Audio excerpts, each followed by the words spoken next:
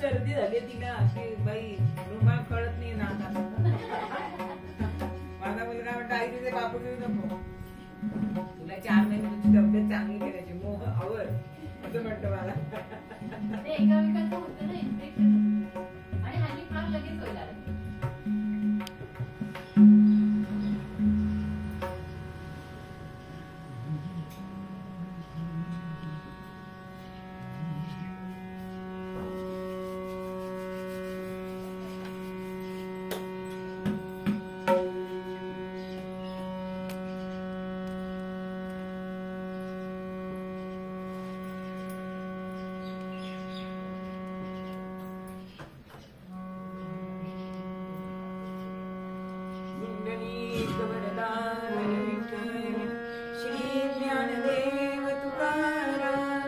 पंढरीनाथ भगवान की जय, माऊली ज्ञानेश्वर महाराज की जय, जगद्गुरु तुकाराम महाराज की जय, सद्गुरुनाथ महाराज की जय. जय जय रघुवीर समर्थ मंगलमूर्ती यदा लंबोदरं हन्ति सतां प्रत्युह सम्भवम् गगालम्बे दयालम्बं लम्बोदरपदाम्बुजम्.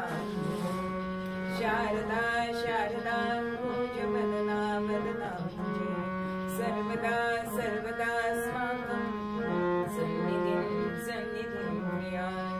नमस्तस्मै भगवते नारदाय महात्मने, कामक्रोधविहीनाय ऋषीणां प्रवराय च. गुरुर्ब्रह्मा गुरुर्विष्णुः गुरुर्देवो महेश्वरः, गुरुः साक्षात् परब्रह्म तस्मै श्री गुरवे नमः.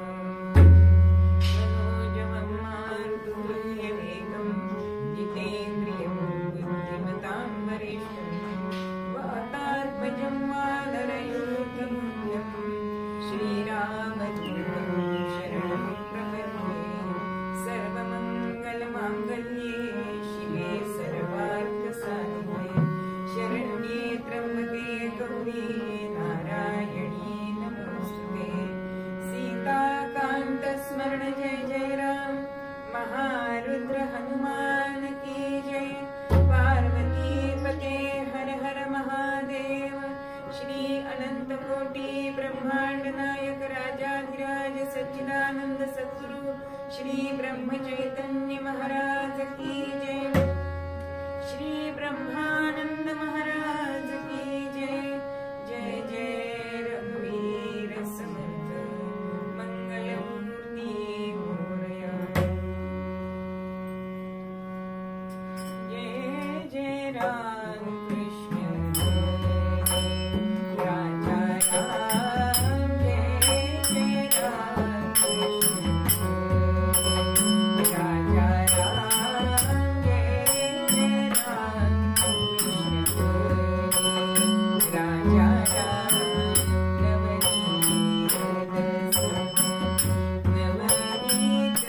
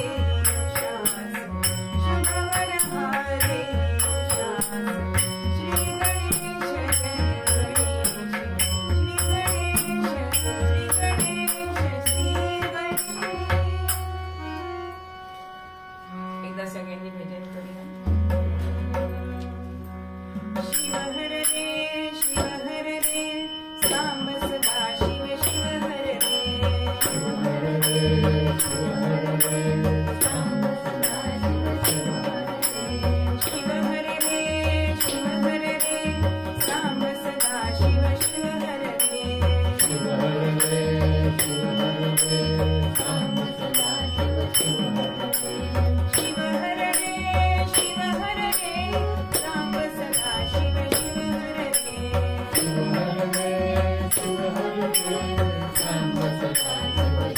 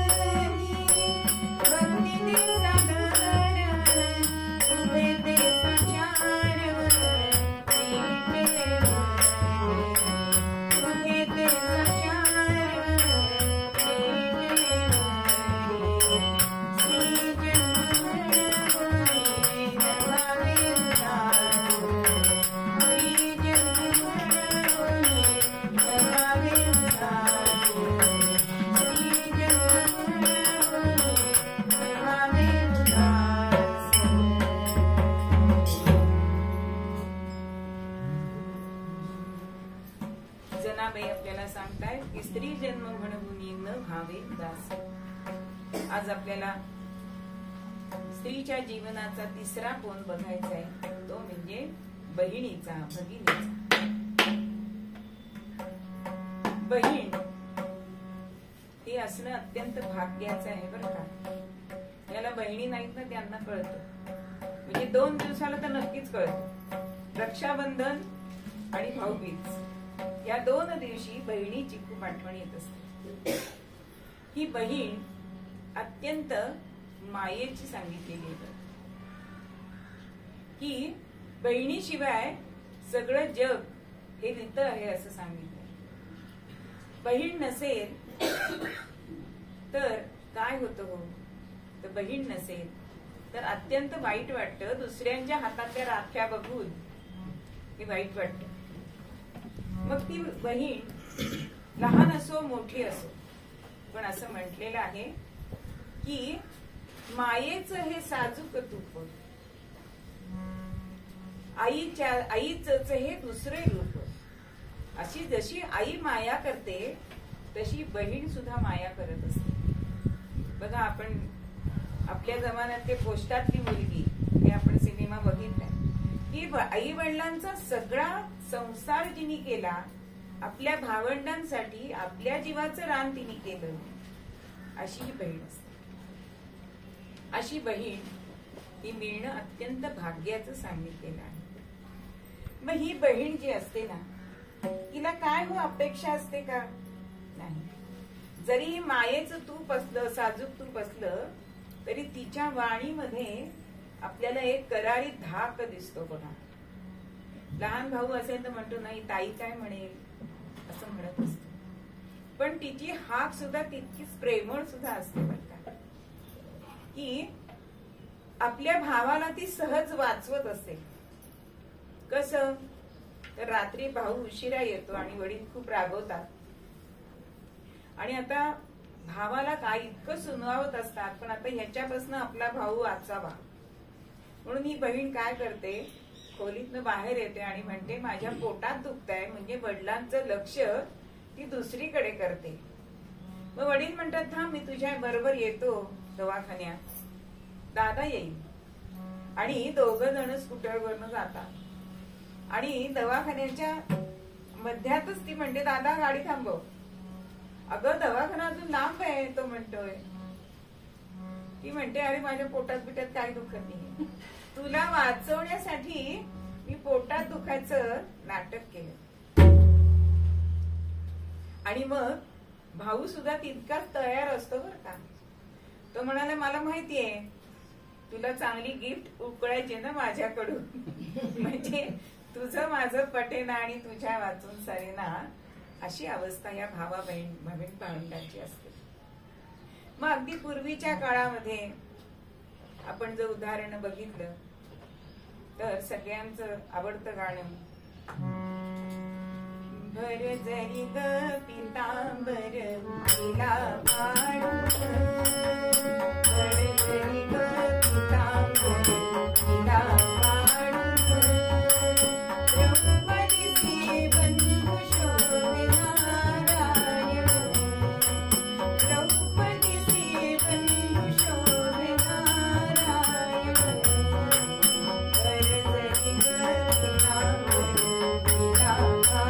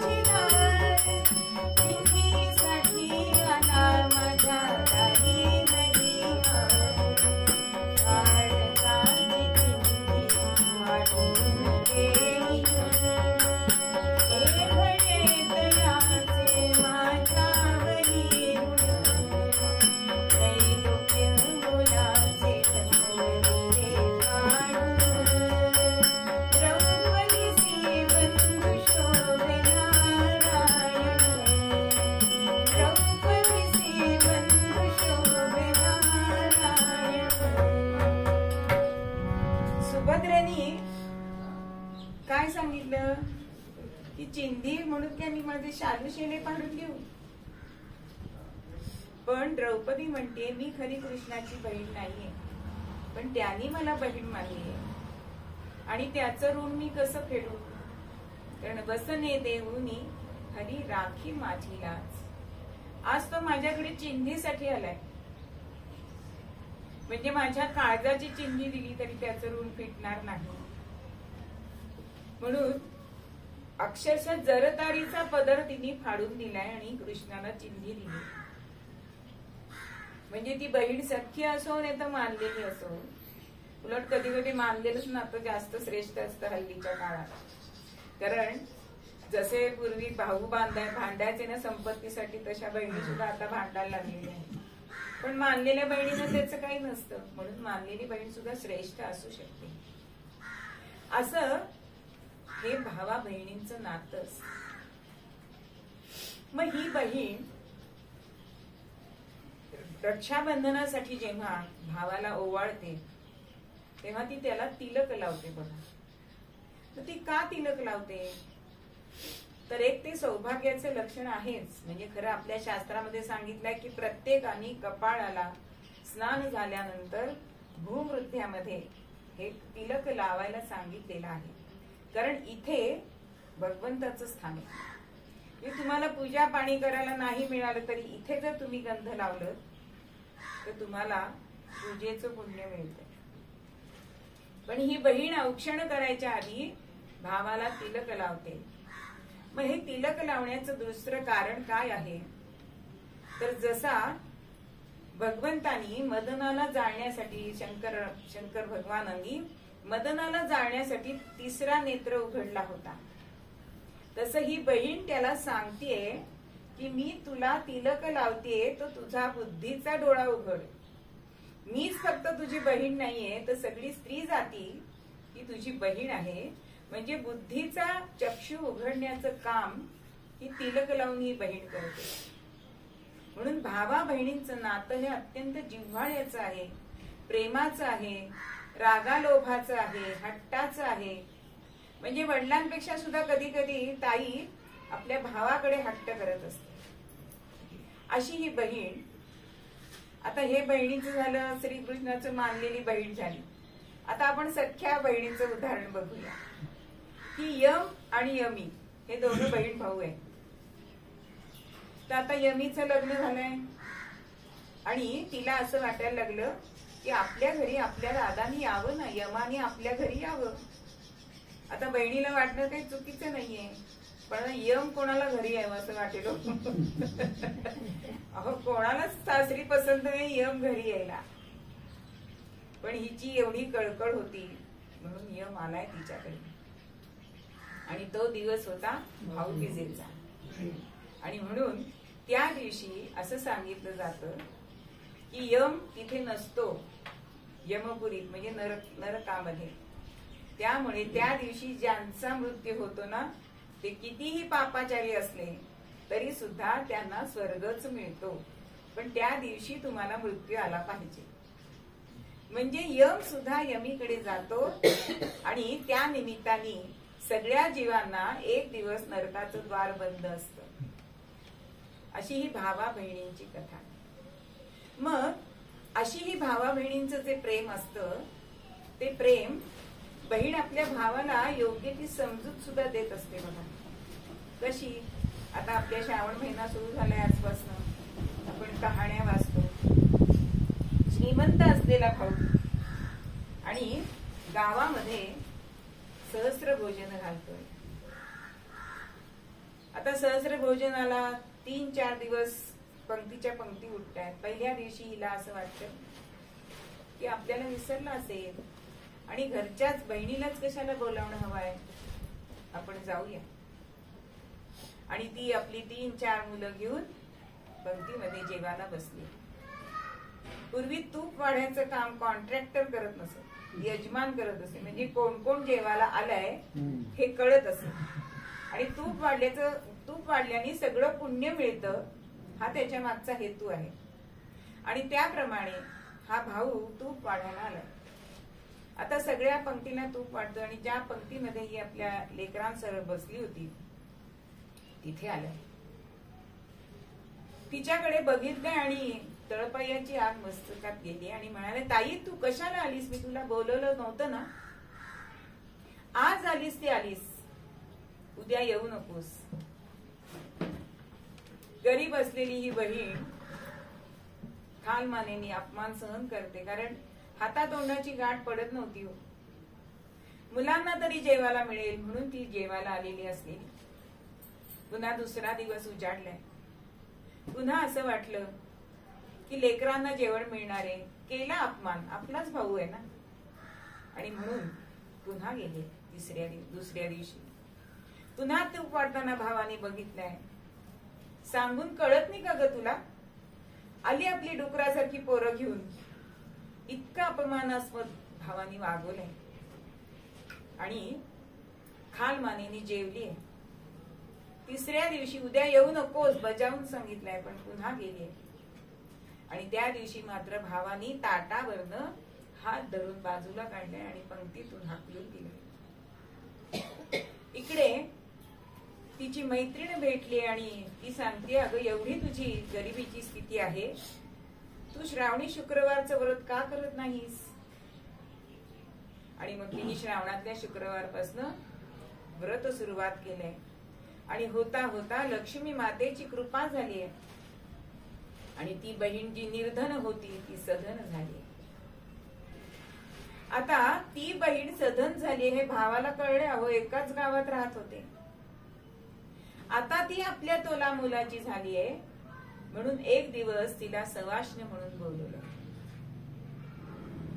दोघांची पानं घेतलीत, आज तांदीचे ताट मांडलीत, पाट अहो बसाला पाट, टेकाला पाट, ताटाला पाट, सगळा सरंजाम केलाय आणि भावजय वाढतीये. दोघं बहीण भावंड जेवायला बसले आणि सुरुवात करा मदनी कवल म्हटलंय, पण बहिणी जवळ तिने एक ताट मागितलंय आणि हे ताट तिने मागितलंय आणि एक एक पदार्थ त्या ताटामध्ये ठेवायला लागले. एक लाडू ठेवलाय, जिलबी ठेवली, पंचपक्वान्न केलेली, भाताची मूद ठेवली. असं होता होता सगळ्या प्रकारचे जे पदार्थ केले होते ते त्या दुसऱ्या ताटामध्ये तिने मांडले आणि मग हातातले विलवर काढले, लाडूवर ठेवले, गळ्यातली ठुशी काढली, भातावर ठेवले. असं करत सगळ्या पदार्थांवरती तिने एक एक दागिना ठेवला. पहिल्यांदा भावाला वाटलं सवय नाहीये, गरिबीत राहण्याची सवय, जड झाले असतील म्हणून काढत असेल, गरम होत असेल म्हणून काढत असेल. पण होता होता सगळे दागिनं फक्त मंगळसूत्र गळ्यात राहिलं आणि भाऊ विचारतोय, ताई तू काय करतेस? तेव्हा ती म्हणते, अरे तू आज जिला बोलवलेस ना तिला मी जेवण घालते. म्हणजे आपल्या भावाला योग्य ते सुनवायला सुद्धा ती कमी करत नाही. माझं जेवण सहस्त्रभोजनाच्या वेळी झालेलं आहे, तू आज ह्या लक्ष्मीला जेवायला बोलवलेस त्यामुळे मी सगळ्या दागिन्यांना एक एक घास भरवला. भाऊ काय समजायचं ते समजलं. म्हणजे जिथे भाऊ चुकत असेल तिथे बहीण त्याला योग्य त्या तऱ्हेने समजावत असते. ती बोलू शकली असती पण कृतीतनं तिने शिकवलंय अशी बहिणीची शिकवण असते. म्हणून आपण मगाशी बघितलं की तिच्या बोलण्यामध्ये एक करारी झाक असते. जरी तिची हाक प्रेमळ असली तरी तिची एक करारी वाणी असते. अशी ही बहीण. आणि ह्या बहिणीला काय हो असतं, कसलीही अपेक्षा नसते. एक दिवसाचं माहेर आणि एक खंड चोळी आणि बांगडी एवढंच तिला पुरेसं असतं. पण ते सुद्धा तिला काही ठिकाणी मिळत नाही. एका गावामध्ये भाऊ माडी बांधत होता आणि माडी काही चढत नव्हती. आता माडी चढत नाही, बरेच वेळा बांधून बघितली पण माडी चढेना. म्हणून त्यांनी जाणकार व्यक्तीला विचारलं की माडी का बांधून होत नाहीये, ती का पडते, का व्यत्यय येतोय? तेव्हा त्यांनी सांगितलं की तुम्ही तुमच्या बहिणीची आस पुरवलीये का? तिला एकदा घरी बोलवा, तिची खणा नारळ आणि ओटी भरा, म्हणजे तुमची माडी चढेल. आणि हा उपाय तोडगा ठरला आणि बहीण जेव्हा मनात समाधानी असते ना तेव्हाच भावाला बरकत येते. हे जाणणाऱ्यालाच फक्त कळतं. म्हणून भावाने बहिणीला कधी टाकू नये आणि बहिणीने सुद्धा भावाला अगदी ओरबाडून हे करू नये की माझा भाऊ माझं करतोय तर मी हवं ते मागीन, असं बहिणीने पण करू नये. असे हे बहीण भावाचं प्रेम. म्हणजे जिथे मनामध्ये आस्था असते असा भावाजवळ ही आपलं मनोगत सुद्धा बोलते. बघा, समजा घरामध्ये आई वडील मुलीचं कार्य करतायत आणि तिचं बाहेर कुठे ठरलेलं आहे, तर ती आधी आई वडिलांना सांगते का कोणाला सांगते? भावाला सांगते. अशी ही भावाला आपलं मन मोकळं करणारी अशी ही बहीण असते. आता आपल्याला पूर्वीच्या काळी इतिहासामध्ये सुद्धा अशा अनेक घटना आपल्याकडे घडलेल्या आहेत की कर्मावती राणीने जेव्हा आपल्या राज्यावर परचक्र आलं, हुमायूननी हल्ला केला, तेव्हा या राखीनीच त्याला आपला भाऊ मानला. म्हणजे तिने दूतातर्फे त्याच्याकडे राखी दिलेली आहे आणि त्याला आपला भाऊ मानलाय. आणि भावानी त्यावेळी हुमायूननी तिचा भाऊ समजून त्या राज्यावर हल्ला केलेला नाही. म्हणजे राष्ट्राचं हित साधण्यासाठी सुद्धा हे बहीण भावंडांचं नातं हे श्रेष्ठ पडतं. म्हणून समाजामध्ये फक्त स्त्री ही फक्त उपभोगाची वस्तू आहे असं जो काही जणांचा समज आहे, तो समज अजिबात बरोबर नाही. स्त्रीला जिथे मान आहे तिथे तो मान द्यायलाच पाहिजे. आता ज्या वेळे भावाचं लग्न ठरतं, बहिणीचं लग्न ठरतं, तेव्हा खरा मान कोणाचा असतो बघा बरं? करवलीचा असतो. म्हणजे भावाच्या आधी करवली खरेदी करते की नाही? म्हणजे बहिणीचा मान हा करवलीचा आहे आणि तिची सगळीकडे नाचानाच चाललेली असते. मग ती मुलीची बहीण असो नाही तर भावाची बहीण असो. आता बहिणीची जर बहीण असेल तर आपण आपल्याकडे असं म्हणतो की माय मरू आणि मावशी जगू. म्हणजे आपल्या भासरांवर प्रेम करणारी मुलीची बहीण सुद्धा बहीणच असते आणि भावाची बहीण पण बहीणच असते. पण आजकाल आपल्याला ही नातीच दिसत नाहीये, कारण एक एक मूल आपल्याकडे आता आहे. त्यामुळे कोणतरी बहीण तरी आहे किंवा भाऊ तरी आहे किंवा कोणीच नाहीये. आता कोरोनाच्या काळामध्ये बघा कसं झालं, एक एक मूल असल्यामुळे मुलांना घरात कंटाळे आले. पण ज्यांच्याकडे 2 अपत्य आहेत त्यांच्याकडे हा प्रश्न उद्भवला नाही, कारण समवयस्कांचा सहवास हा सगळ्यांनाच हवा असतो.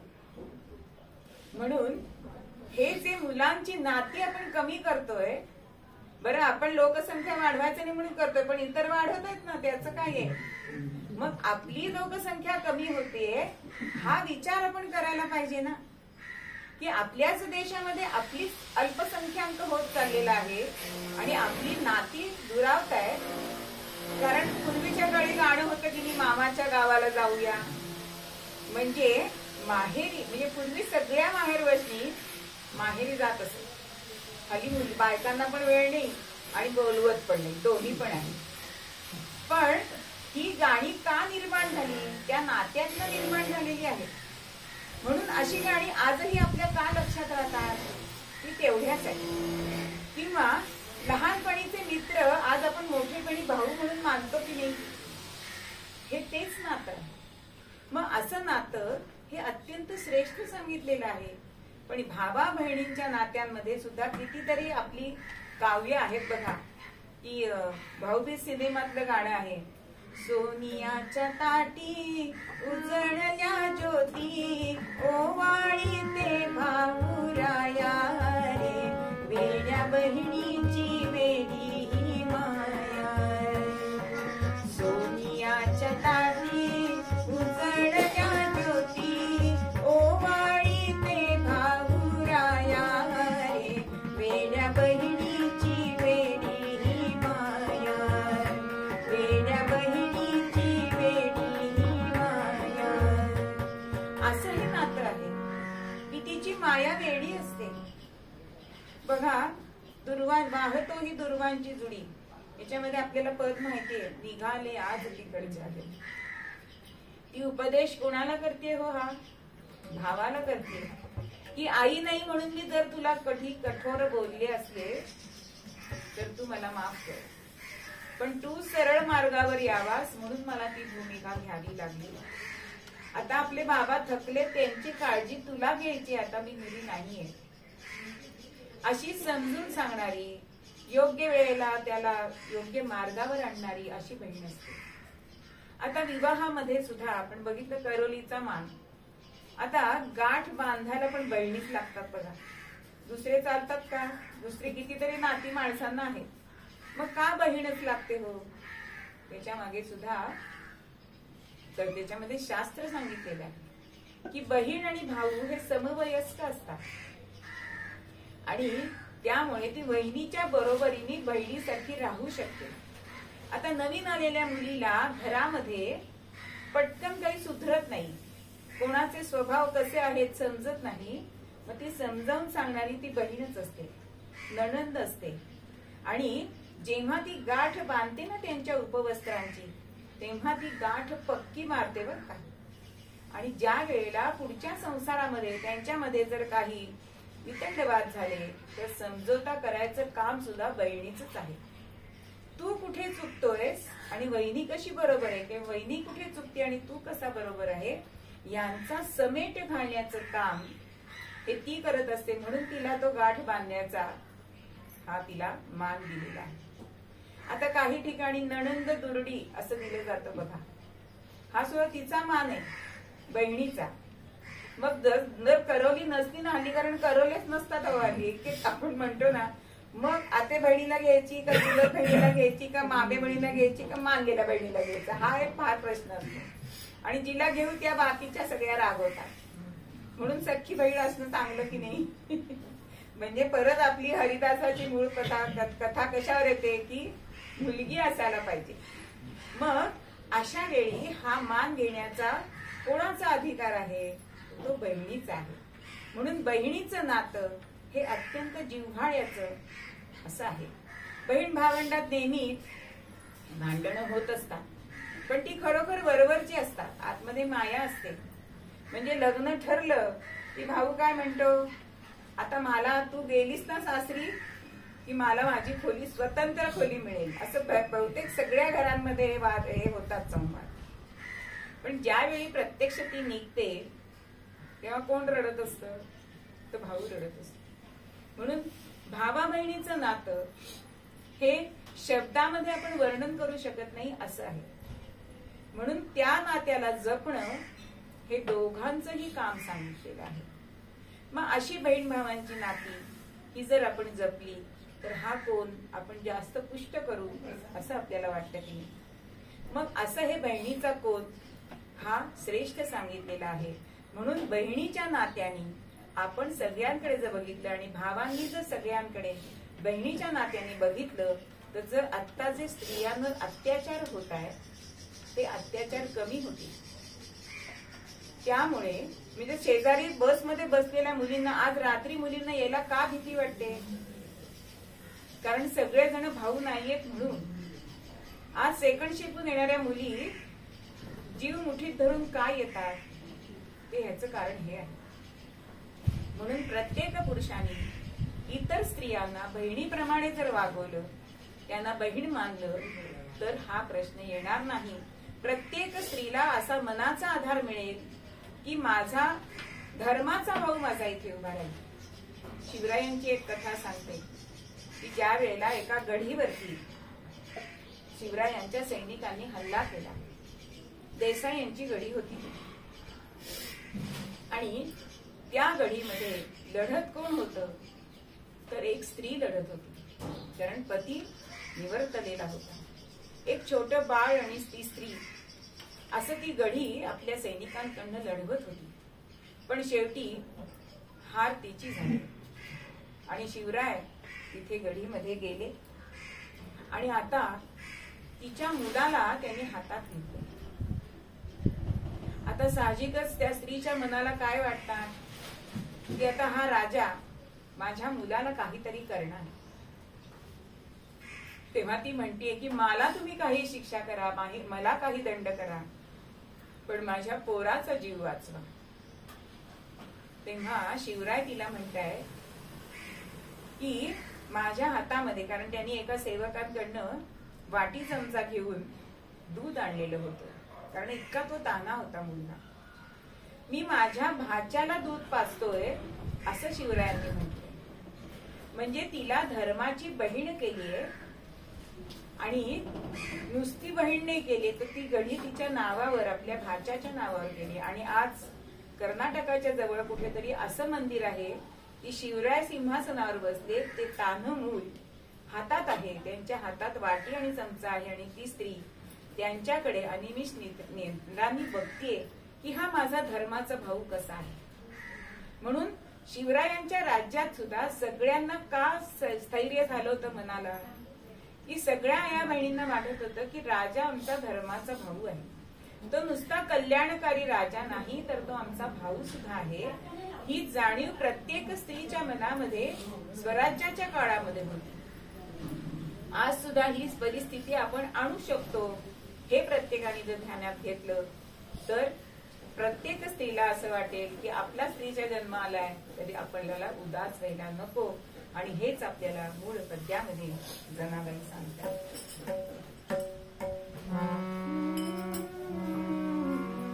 स्त्री जन्म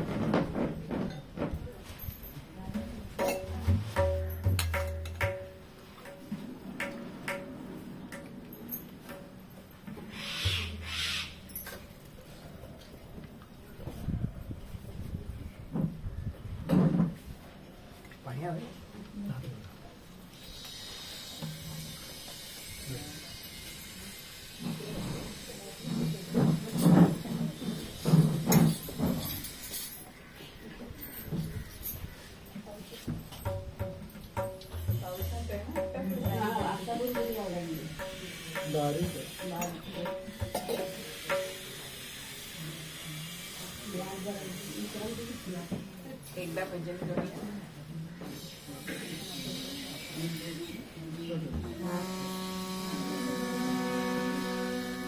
करूया घोष नामाचा सद्गुरु समर्थ चरणाचा.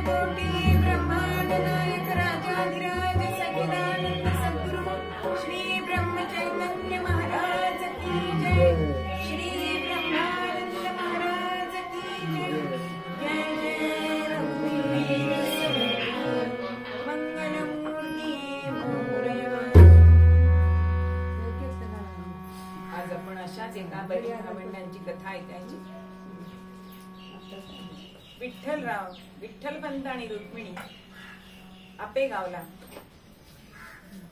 संन्यासाश्रमानंतर गृहस्थाश्रम यांनी स्वीकारला आणि 4 अपत्यांना जन्म दिला. निवृत्ती, ज्ञानदेव, सोपान आणि मुक्ताबाई ही 4 भावंड म्हणजे अवशंकर, विष्णू, ब्रह्मा आणि आदिमाया अशी ही 4 भावंडांची रूप ह्या प्रत्यक्ष भगवंतांनी घेतलेली दिसतात. दुसऱ्या तऱ्हेने जर आपण विचार केला तर निवृत्ती, ज्ञान, भक्ती आणि मुक्ती असा सुद्धा त्यांच्या नावातनं आपल्याला अर्थ दिसतो. आणि ह्या मुलांना जन्म दिलाय 3 भावंडांच्या पाठीवरची ही लेक अत्यंत भावांच्या आवडीची होती, लाडकी होती. मुक्ता म्हणण्यापेक्षा मुक्ताई तिला जास्त म्हटलं जात असत. पण या मुक्ताईनी आपल्या जीवनामध्ये फक्त बहिणीचं काम केलेलं नाही, तर त्यांच्या जीवनाचे सुद्धा अत्यंत पैलू आपल्याला बघायला मिळतात.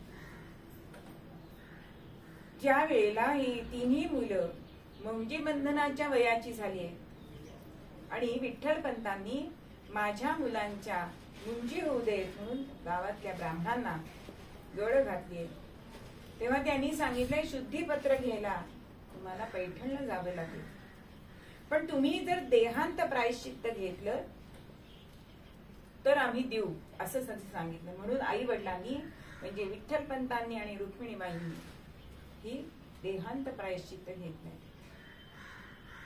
आणि ज्या वेळेला आई दिसत नाहीये, इतक्या लहानग्या मुलींनी निवृत्ती दादाला, ज्ञान दादाला विचारले, दादा आई कुठे आहे? आणि ह्या लहान मुलीची समजूत कशी घालावी असं निवृत्ती दादांना झालंय. पण ज्ञानदादांनी मात्र तिला समजावून सांगितलं की बाळ, आपली आई आता देवाकडे गेली. आणि हे जेव्हा शब्द तिच्या कानावर पडले त्यावेळेला ही लहान असून सुद्धा आमची मुक्ताई या तिघांची आई झाली. म्हणजे आपण जे बघितलं की प्रेमाचं साजूक तूप, आईच दुसरं रूप ही बहीण असते, तसं ह्या मुक्ताईनी या तिघांवर अत्यंत आईसारखं प्रेम केलंय. त्यांचं दुखलं खुपलं बघितलंय आणि ज्या वेळेला शुद्धीपत्र नेण्यासाठी म्हणून ही चारही भावंड पैठणला गेले आणि पैठणला गेल्यानंतर जेव्हा ज्ञानराजांनी पैठणच्या म्हणजे गोदातीरी जेव्हा रेड्याच्या मुखी वेद बोलवले आणि तेव्हा त्या सगळ्या ब्राह्मणांना असं झालं की सूर्याला आम्ही काय हे शुद्धीपत्र देणार, तू खरंच ज्ञानी आहेस.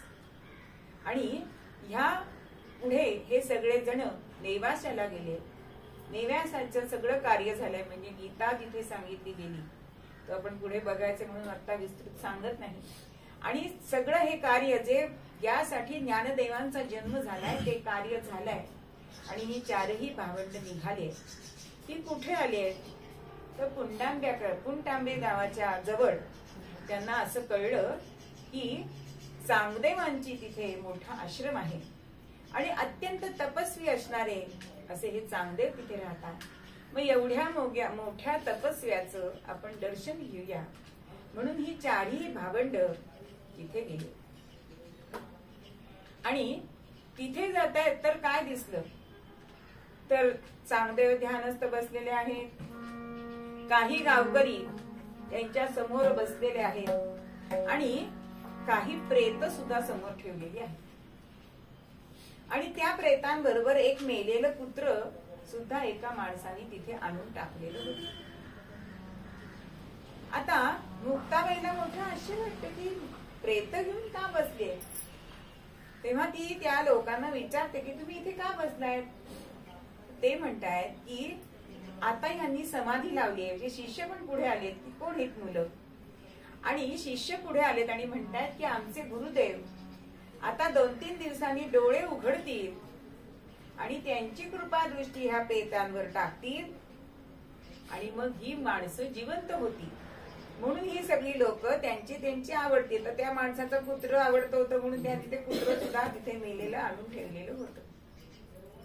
मुक्ताबाई म्हणते ह्याच्यासाठी समाधी लावावी लागते. म्हणजे किती अधिकार होता आपल्याला त्यांचा जाणवतो. ती शिष्यांना म्हणते की ही प्रेत जिवंत करण्यासाठी तुम्हाला समाधी लावावी लागते 2-2 दिवस. 2 मिनिटाचं काम आहे असं म्हणते. आणि त्या मेलेलं कुत्र उचलतीये, त्याची शेपटी धरतीये आणि त्या कुत्र्याला परपट त्या सगळ्या प्रेतांवरनं नेतीये आणि असं फेकून देते. मंडळी झाला काय चमत्कार की ते कुत्र कॅ कॅ कॅ करून ओरडायला लागलं आणि पळून गेलं. आणि ज्यांच्या अंगावरनं तिने ते नेलं होतं ती सगळी माणसं जिवंत झाली.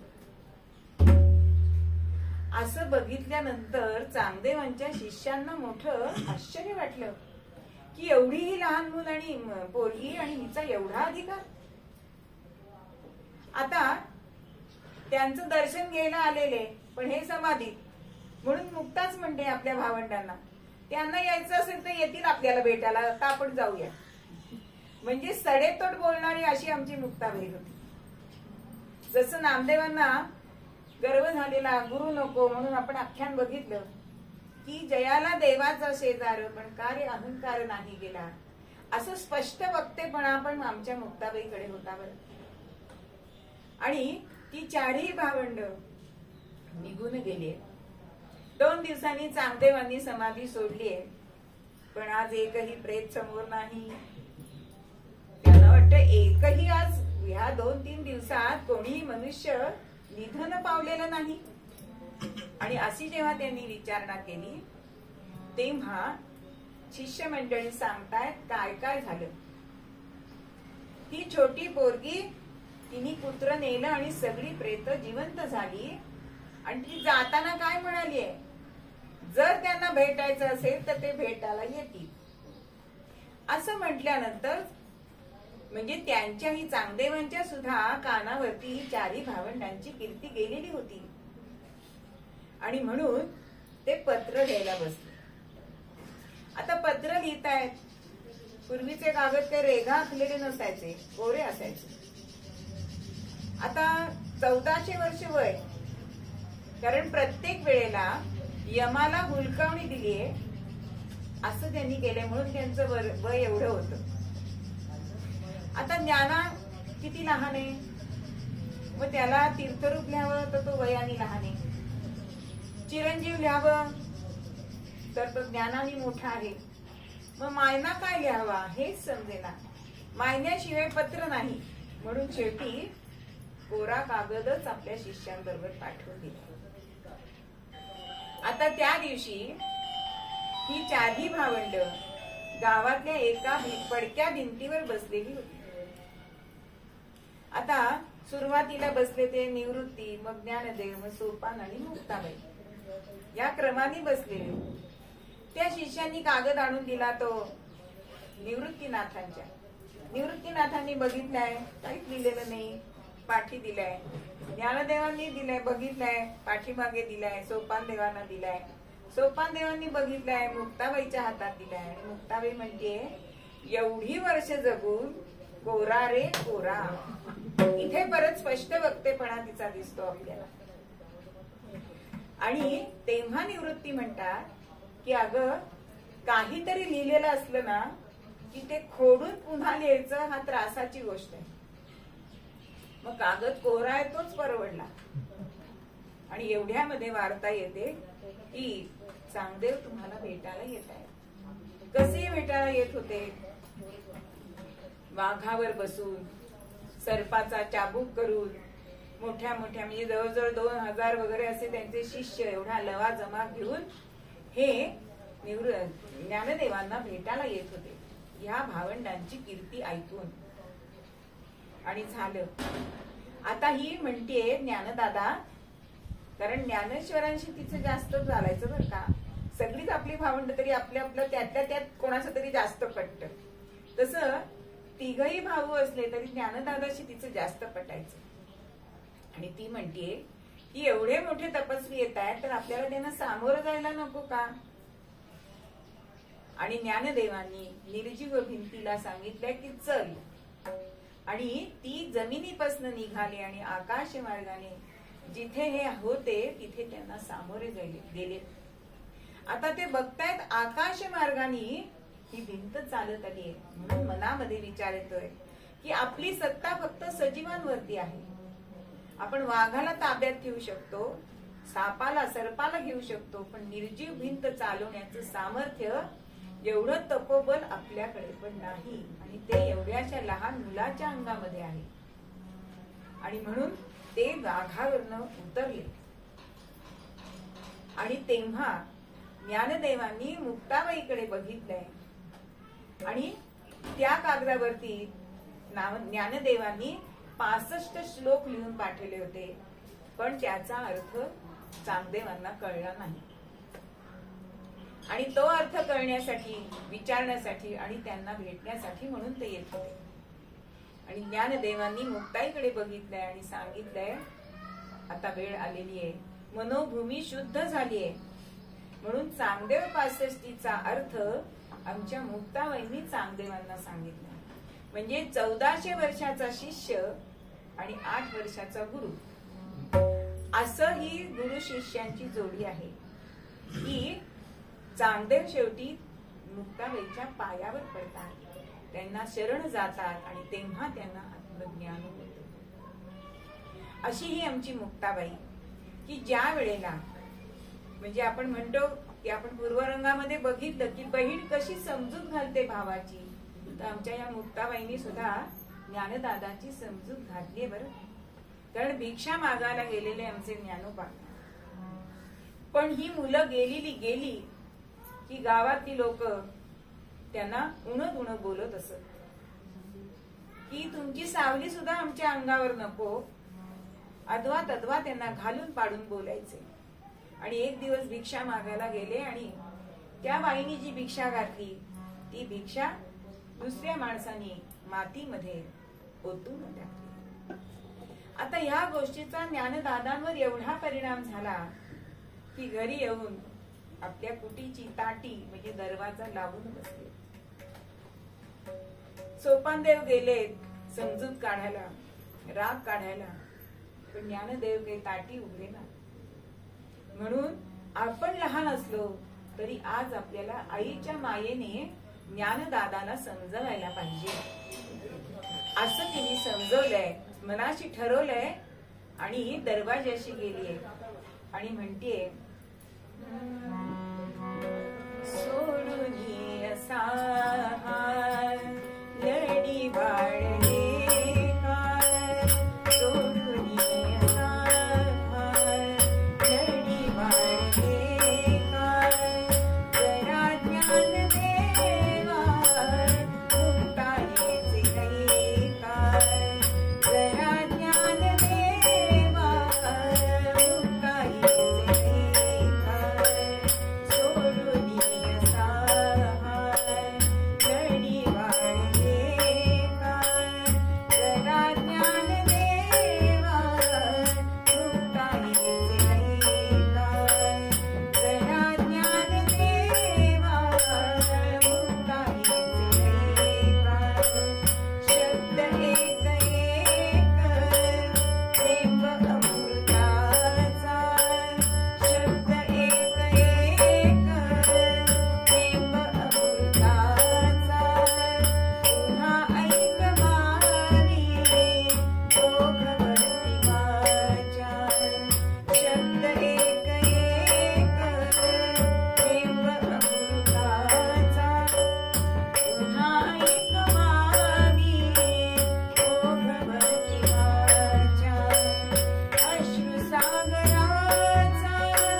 कुणी पाहिला का, कुणी पाहिला का, अश्रुसागराचा कुणी पाहिला का, कुणी पाहिला का, जरा ज्ञान देवा मुक्तायेचे काही काय, जरा ज्ञान देवा मुक्तायेचे काही काय, सोडून असा लडी बाळले काय, असा लडी बाळले काय, जरा ज्ञान देवा मुक्तायेचे काही काय, जरा ज्ञान देवा मुक्तायेचे काही काय, मुक्तायेचे काही काय.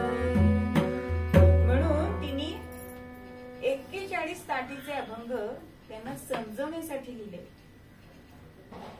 त्याच्यामध्ये ती म्हणते, योगी पावन मनाचा. ती म्हणतेय की अरे ज्ञानदादा, लोकांनी जरी तुझ्यावर आग पाखड केली तरी संतांनी काय करायचं असतं? संती व्हावे पाणी. जर जनता वन्ही म्हणजे आग झाली तर आग कशाने विझते? तर पाण्याने विझते. मग तुला पाणी नको का व्हायला? ती म्हणते समजा आपल्या म्हणजे अशी घरगुती उदाहरणं देते बरं आमची मुक्ताबाई, की चावता चावता जर जीभ 32 दातांखाली आली तर आपण दात उकडून टाकतो का? तिला आपण मलमपट्टी, तिला तूप लावतो, तवकील लावतो, पण दात नाही ना उखडत. म्हणजे दात म्हणजे समाज आहे. सज्जनांनी कसं वागायचंय हे तू ऐक. तुझं कार्य तुला करायचंय, तू त्यासाठी जन्माला आलायस. म्हणजे लहान होती तरी सुद्धा मातेच्या ममतेने त्याला कळेल असं, जसं आईच मुलाला समजवते तसं आमच्या ज्ञानदादाला या मुक्ताबाईंनी समजवलंय. आणि तिच्या समजुतीने ज्ञानदादांनी ताटी उघडली. अशा ह्या भावंडांचं प्रेम असताना एक दिवस सण आलाय, तो दिवाळीचा सण आलाय.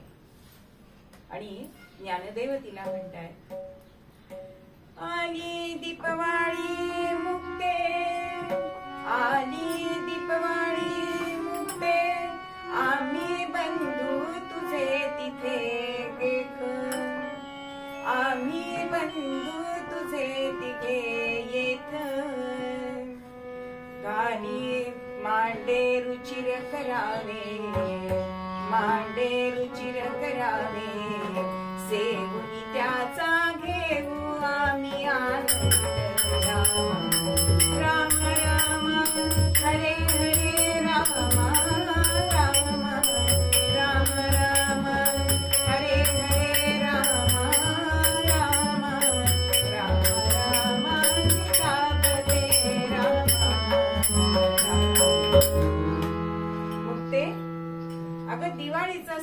भाऊबीज आलीये. तू तुझ्या हाताने आम्हा तिघा भावंडांना मांडे कर बरं. मांडे पूर्णाचे बरं. म्हणजे मांडा आधी करायला कठीण आणि त्यात पूर्णाचा तर अजून कठीण. मांडे रुचिर करावे सेवुनी त्या आम्ही होऊ आनंद, असं ज्ञानदेवता सांगताय.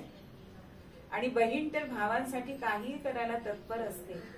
जरी येत नसली तरी त्या दिवशी ती रेसिपी करते बरं का. आजची सुद्धा बहीण अगदी ती पुस्तकात बघेल, आता युट्यूबवर बघेल, पण करेल काहीतरी भावाच्या आवडीचं.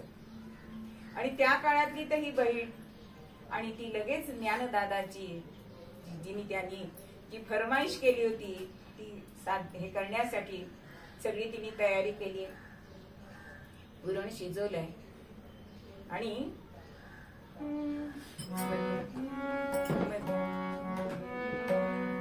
करुणी सारी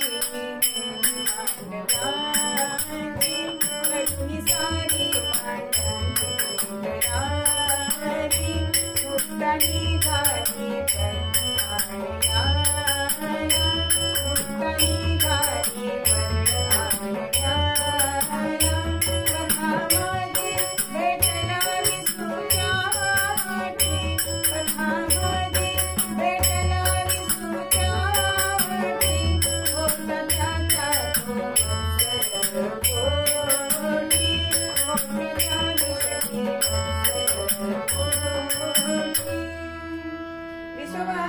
चाटी आपे गावामधलं एक बड प्रस्थ आणि ते घोड्यावरनं चाललेले. आणि आमची मुक्ता परळ आणायला म्हणून कुंभारवाड्यात जाताना दिसली आणि म्हणते आहे की अगं कुलते आलीस का मला आडवी अपशकुनी. स्वतःच्या कुळाला तर बट्टा लावलाच आहे पण गावाला सुद्धा बट्टा लावलाय. खरं म्हणजे तुमची सावली सुद्धा पडायला नको आणि कशासाठी जातेस ग असं मोठ्यांदा बोलले. आता सरळ मनाची आमची असणारी ही मुक्ता सांगते माझ्या ज्ञानदादांनी सांगितलंय पूर्णाचे मांडे भाऊबीजेला कर म्हणून परळ आणण्यासाठी जाते. आणि तिच्या पाठोपाठ विसोबा गेले आणि कुंभाराने ते परळ दिलाय आणि तिथल्या तिथे आपल्या हातातल्या काठीने ते फोडून टाकले. काही बोलली नाहीये.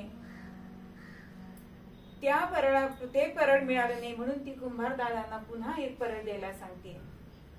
अहो पण विसोबांनी मात्र सगळ्या कुंभारांना सांगून ठेवलं की एकही परळ हिला मिळता कामा नाही. आता मनामध्ये विचार करते की आता माझ्या ज्ञानदादाला मी कसे बरं मांडे घालू. रडविली मुक्ता येई तेथून घरी रडविली मुक्ता येऊन तेथे घरी ते पाहून ज्ञाना फारच दुःख होई ते पाहून ज्ञाना फारच दुःखे होई.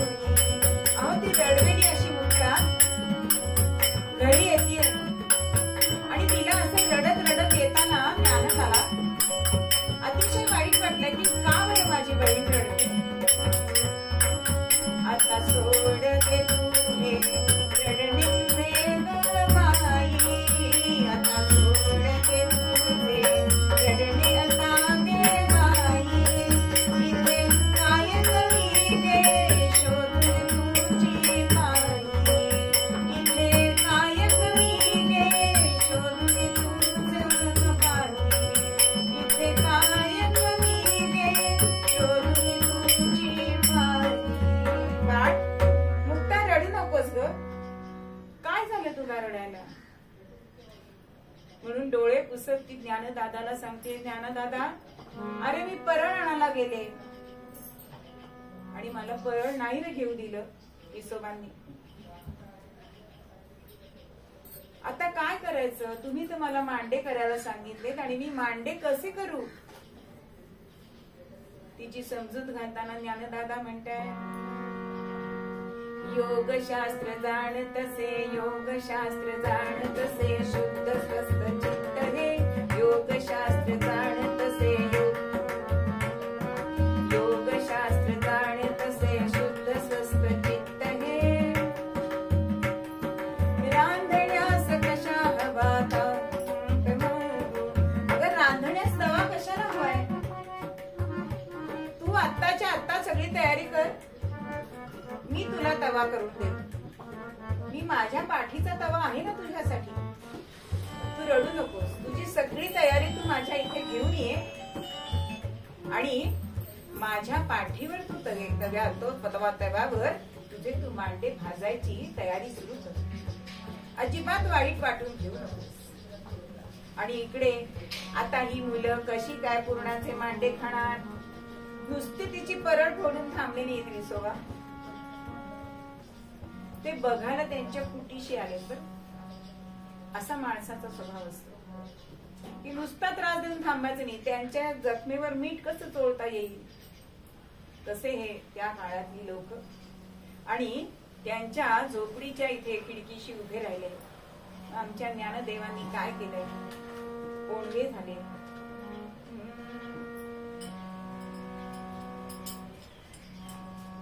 अग्नीच्या घराचा प्रदीप झोपेला अग्नीच्या घराचा प्रदीप झोपेला मुखातुरीच्या जाळाले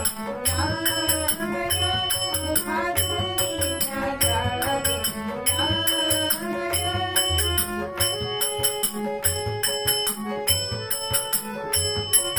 समती कापणी कशी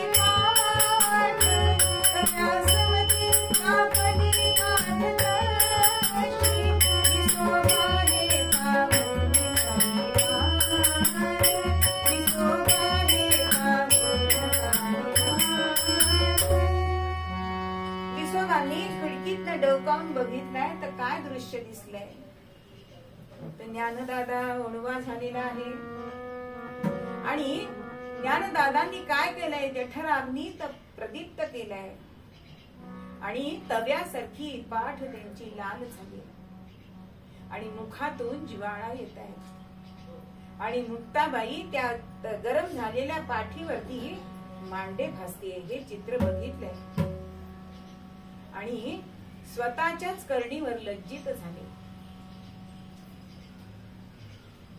होता होता मांडे झाले आणि आता विसोबांना असं वाटलं की ते मांडे खायला आज जावे म्हणजे बघा परळ दिलं नाही पण त्या जठराग्नीवरती तयार झालेले मांडे आपल्याला खायला मिळावे म्हणून दारात येऊन त्यांनी एखाद्या पक्षाप्रमाणे त्याच्यावर झेप घातली म्हणून मुक्ताबाईच्या तोंडातून शब्द आले हा कोण खेचर आलाय म्हणून तेव्हापासून त्यांचं नाव विसोबा खेचर पडलं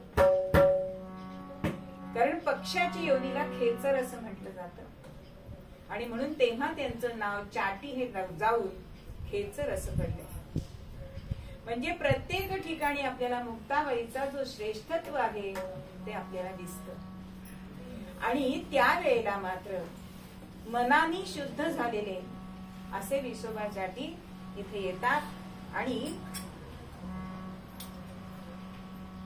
विसोबा चाटी त्यांना क्षणामध्ये ज्ञानदादांच्या पुढे लोटांगण घालतायत आणि त्या क्षणी ज्ञानोबा मुक्ताबाईकडे बघतायत आणि कृपा हस्त ठेवायला सांगतायत म्हणून विसोबांची सुद्धा गुरु ही आमची मुक्ताबाई आहे म्हणजे जसं लोह परिसाला चिकटलं की सोनं होतं तसं विसोबा खेचरांचं झालं आणि ते ज्ञानी झाले क्षणामध्ये एवढा त्यांचा अधिकार मुक्ताबाईंचा अशा मुक्ताबाईंचे अजून एक आपल्याला ज्ञात असलेला अभंग म्हणजे मुंगी उडाली आकाशी तिने गिळली सूर्यासी हा अभंग कूट प्रश्नाचा आहे त्यातला आध्यात्मिक अर्थ इतका श्रेष्ठ आहे की त्याच्यावरती एक प्रवचन होईल पण अशी ही मुक्ताबाई आमची विद्युल्लता होती आणि तिने सुद्धा सोपान देवानंतर एदलाबादला